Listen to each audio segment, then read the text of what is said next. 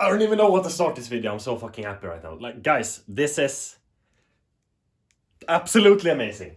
I'm hyping up so badly right now. I'm tweaking. That's what I'm doing. Like, I'm trying to calm down, and it's hard, guys. So essentially, I've been doing some small testing, and I'm not conclusively 100% correct. I'm not 100% that I think HLG is better than forcing ST2084 on the TV. But here's the thing, I gotta show you guys this, because this is just like, this is such a game changer for you guys that wants to play in SDR. I'm also gonna take out my chair. There we go. Okay, sit next to the TV. Okay, guys. I even gotta check how the camera is positioned. Yes, it should be fine. Okay, guys. Essentially what I found. This is absolutely amazing. Oh my god, I'm so hyped. Okay, so I'm gonna just stop my settings for a second or two here. Oh my god, guys, this is a game changer. This is so cool. Okay, dynamic tone mapping on. That's what we usually have. That's what I've always been recommending, and that's until now, because we have a new cool trick that has been here all this time, and I didn't like it, so I never used it. Okay. Okay, we are in SDR right now, full SDR. We're not tweaking the image at all. This is just raw SDR. Right? SDR, full range. Do full range on the TV. I've said before, do limited. If you are in 60 Hz content, so it's not doing unlocked frame rate, you're not using VRR. No, forget about VRR, but if you're not doing 120 Hz VRR or 120 Hz container in a game, so it's only doing 60 FPS here on the game bar, or 59 FPS, then always do full and full on the TV. So full range. Oh my god, this is on Swedish. I didn't even think of it's in Swedish right now. Wait. I'm gonna fix this, so that you guys don't tweak because it's saying weird stuff in a language you don't understand. Okay, there we go. American English. Way better. It was in Swedish because I wanted to play Sly Cooper in my own language. That's why. Sorry, guys. Okay. So we are in screen and video settings. RGB range full, and do full on the TV as well. Now, limited is better when you will want to play 4K HDR in 120 Hz container. Why? It's because the TV can't do full in 4K 120 HDR on the PS5. It limits the contrast completely. So how to counteract that limitation of contrast? You do limited, and then it will fix itself. But full and then full on the TV when playing 4K HDR 60 Hz is definitely better. You get a lot more detail near black. However, it will look a little washed out in some games, and you have to tweak more with the colors, midtones, and the black level. But it is better because you have more range. Now, I'm not gonna talk about that anymore because now you know. It's that simple. But here's what I found. I was playing Armory Forger, and I was like, you know what? This game is not true HDR, so maybe I shouldn't force HDR. And maybe also disabling HDR, maybe, just maybe, it will decrease the latency of the PS5. Because we know by now that VRR and this setting right here and HDCP lowers input lag of the console. Not TV, but for the console. So that's good to know. We disable VRR, we disable enhanced image quality for PS4 games and HDCP. Now, I've read that deep color output and HDR also increases input lag, so we get more input lag. However, it's like 1 or maybe 2 milliseconds added when you use this. And because HDR is very cool and it looks really good on an OLED, I don't recommend to always have it off. But for you guys that want to get like you still want to get that wow experience from a game that is definitely SDR, guys, Yeah, man, this is so cool. Like I feel like I bought a new TV. It's not a big wow effect that you're gonna get, but it's so cool, honestly. Okay, so this text right here, it's not pure white. The HDR here is bold text, so you'll have more white pigment or whatever in it. So this will be pure white. But this and this, it's more of a gray tint when it comes to the TV reading what kind of tint it is. Shade. You know, you get the idea. If this all were pure white, and this was the tint that it is, I don't know what it is, like blue, magenta, gray, then this would not be to such a big extent of the screen size in window, so it wouldn't ABL, it wouldn't limit. So it would actually get 1000 nits peak bright if it was peak white when using HLG.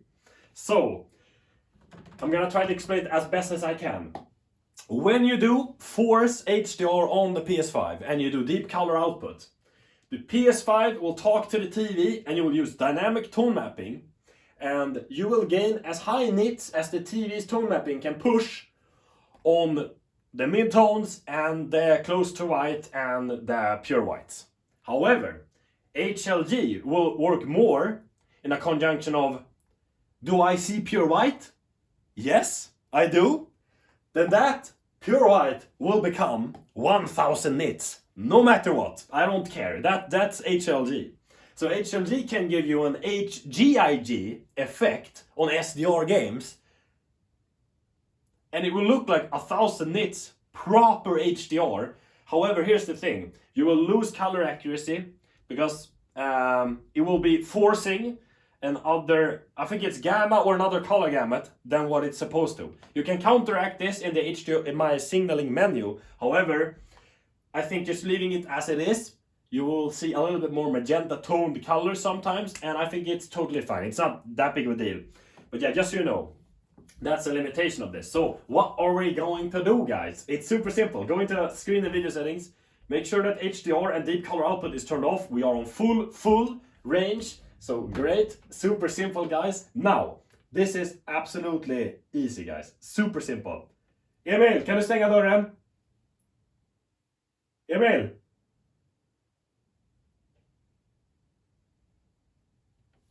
I think he closed the door. Okay. Here it is, guys. Okay. You go into the TV settings. Select mode. You hover on this. 111, 3, 111. EOTF. Boom. This is 1000 nits. The Cold War, 1000 nits. The Call of Duty Black Ops there is not 1000 nits. So it's more gray. The TV isn't detecting pure white. Fortnite right here and the text right here. The text right here.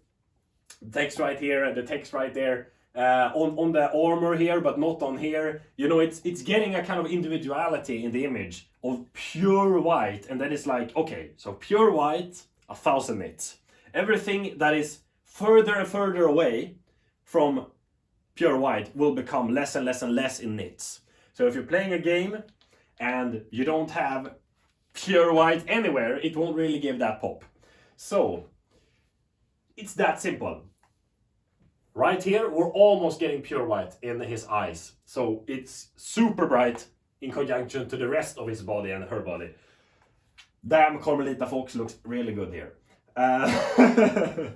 Yeah, man, I think you guys understand the idea, right? You're playing a game, and before, if you were to have real HDR support in that game, and you were sliding up the 1000 nits peak slide, and you're using HGIG, you would get that kind of tonal shift in the entire image. You would get pure white from the sun and from some highlights in the doors and like what is it called, in like the, you're walking in I don't even know what it's called, man, honestly. Holy shit, I don't even know what to make of this video.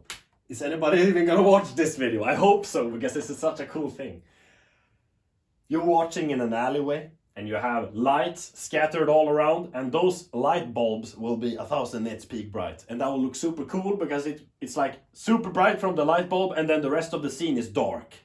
So you get that pop, and then the darkness, and then the OLED blacks, and then the gray slides, and it will just look awesome. But then you can't get that because the SDR game doesn't have that information. So the TV in HLG in SDR mode can just look at the image and somehow add the HDR information.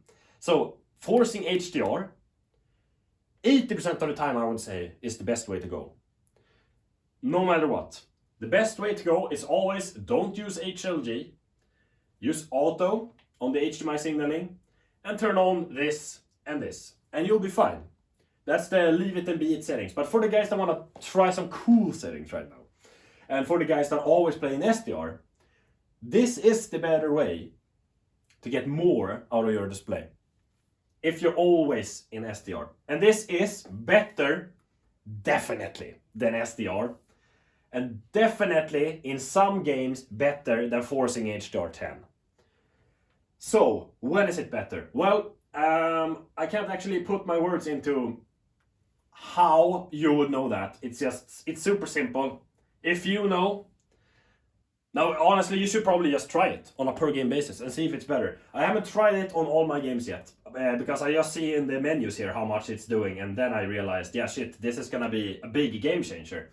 So a game that this would be huge in is all games. All games.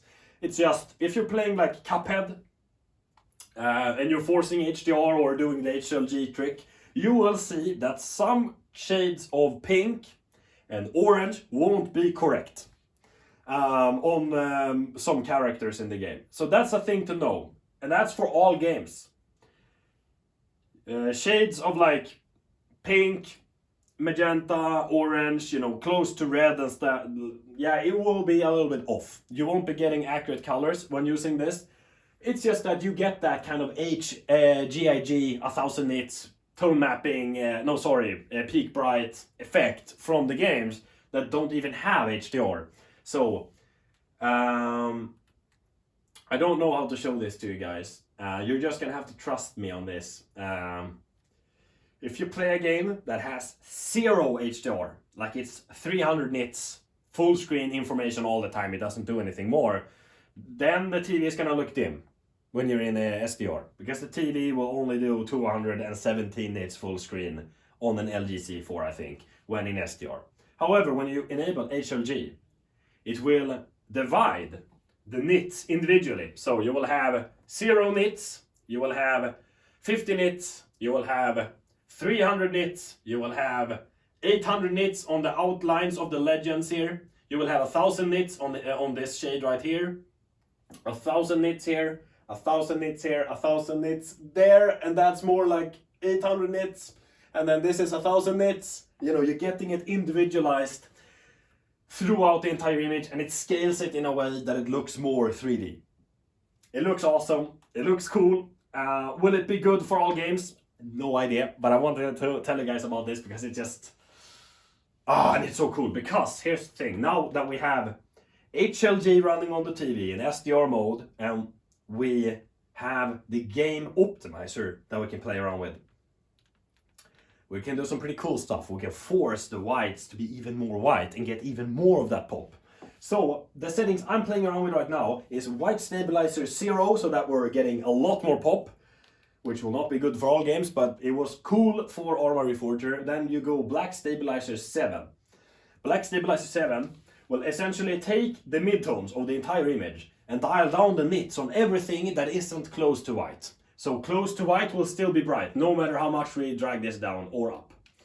So that will make the individualization between dark and bright even crazier. So I drag it down by 1, 2, 3, and I'm happy there. We could do more or we could do less. It doesn't matter. It's just I have gone down to 7, and I'm happy there. I think it will be good for all games. Just a leave it be it setting. And the color setting that I'm using is color gamma depth. No, sorry, game color depth 70. I think 70 is great for most games. Using auto detect as a color gamut on the TV, and I'm using 0 sharpness on the TV.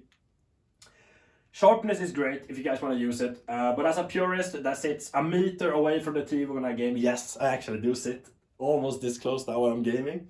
Yeah, guys, I'm gonna give you my settings. I use super resolution high, because I've seen that it does actually add some nice edge sharpening sometimes to textures, so it makes them pop a lot more.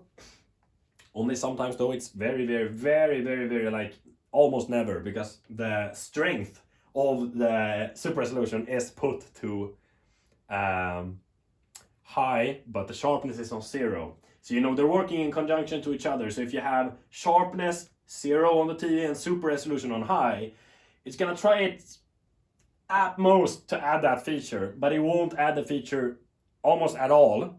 So you only see it sometimes on like concrete flooring or on the dust of the on the shelf or whatever. Like you're gonna see it sometimes. It's gonna make some smaller details pop in a little more, but it's gonna be so slight, and I think it looks great. But it's gonna be hard to look for. Color, auto detect. If you change this to anything else, you're gonna get even more inaccuracy. This is supposed to be beige, and right now it's kind of magenta beige. It looks a little off. Native makes it look pink orangey. So don't touch at this at all, honestly. Allow it to stay at auto detect.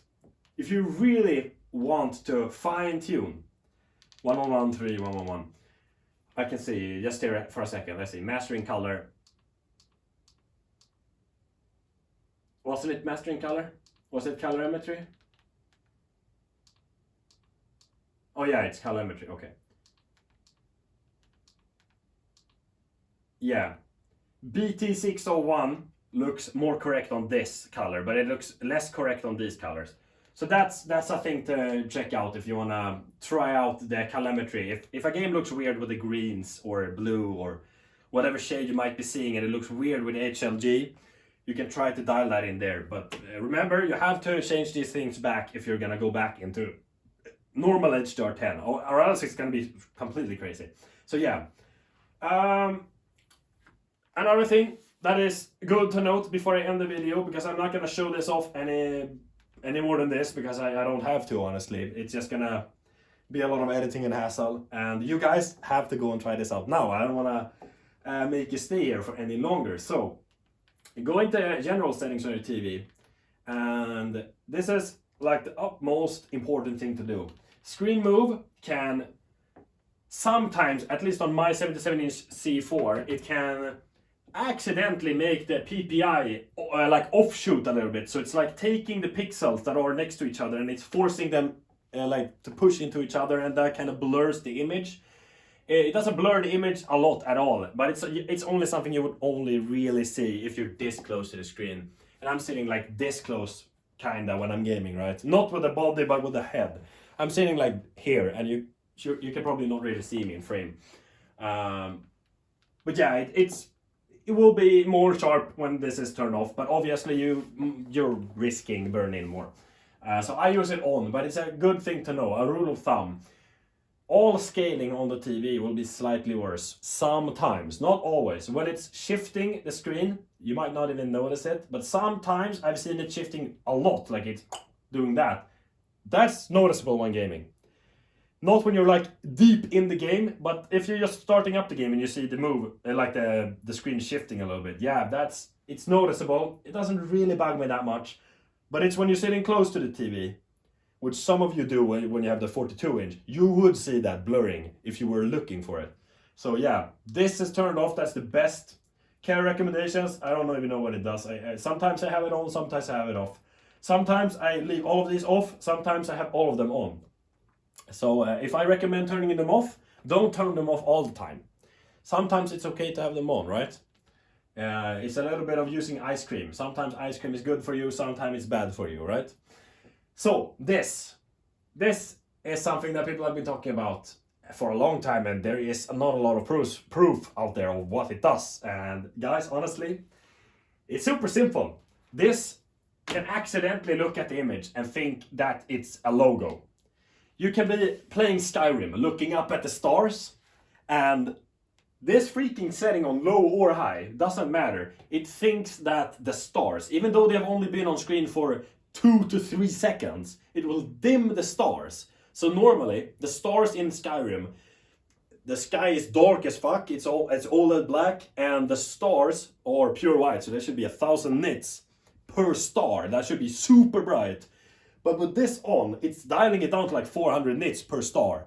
So when this is off, you will gain more nits on the midtones on average, and the logos and HUD and the stars will become brighter, and specularly detail, of course, by highlights and stuff in HDR. So you are actually limiting your TV's maximum capability a lot by using this feature. Not when you turn it on like this. Well, now I could see the difference because we're in HLG, but normally you wouldn't see a difference when doing this. Because it kind of takes a little while. At least it did that for 2 updates ago. Maybe they have fixed that now, so it's more aggressive. Because I can actually see it every single time now when I'm turning it off and on. It's a big difference, honestly. Yeah, so I'm gonna leave them off. But yeah, you're risking burning easier on your screen, but you shouldn't be too scared of it, honestly. But yeah, I hope you guys try this out and tell me what you think about it in the comments.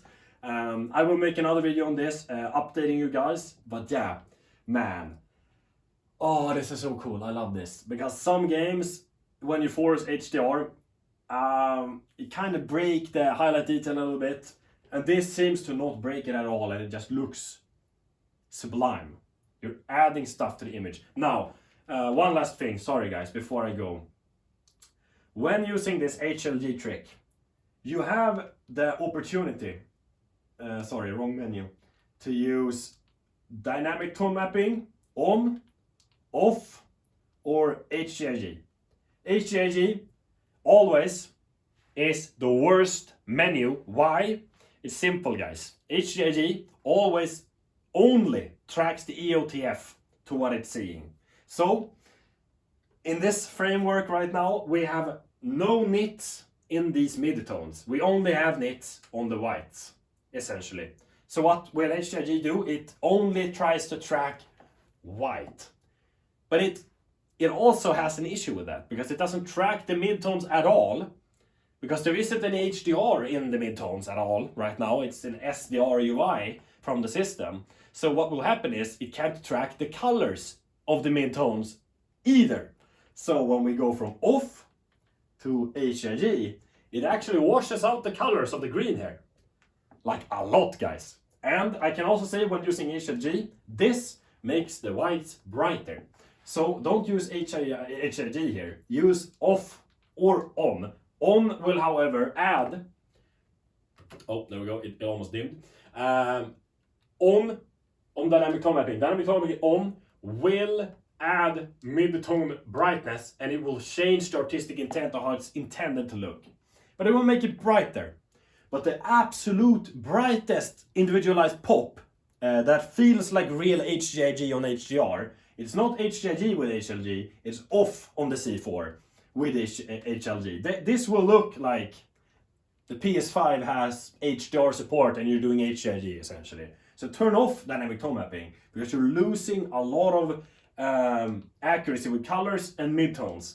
You can see it clearly becomes too bright there. It's losing the color accuracy like completely. So turn off dynamic tone mapping. Do the settings that we talked about. See if you like it. If it's too much for you, then dial down the settings a little bit. See if you can get a balance. And when trying this for 2 hours on end and you don't really like it for your games, well, maybe it's not good for the game that you were trying it on, or it's not for you. So yeah, thank you guys for watching, and I hope you guys try this out. I'll make another video on this in about a week, telling you guys what I think and when it's best to use it and when it's best to just don't use it at all. But yeah, now you know the rule of thumb. You're losing some color accuracy sometimes, but it's gonna become HGIG bright. And you also learned about the full range on the console to the TV connection in 60 Hz content. So yeah, thank you guys for watching, and I hope you guys subscribe. Ring the bell so that you can get notification on my future videos, because I've actually learned that 86% are not getting notifications when I post a video, which is absolutely horrible. So enable notifications to all notifications turned on. Not just prioritized, because then YouTube can actually decide to not give you my notifications at all if you haven't watched my videos in a month. Which might be a good thing or a bad thing, because I might be posting a video that you would have really profited from and really liked, and then you're never gonna see it. So, thank you guys for watching. I'll catch you guys in the next one.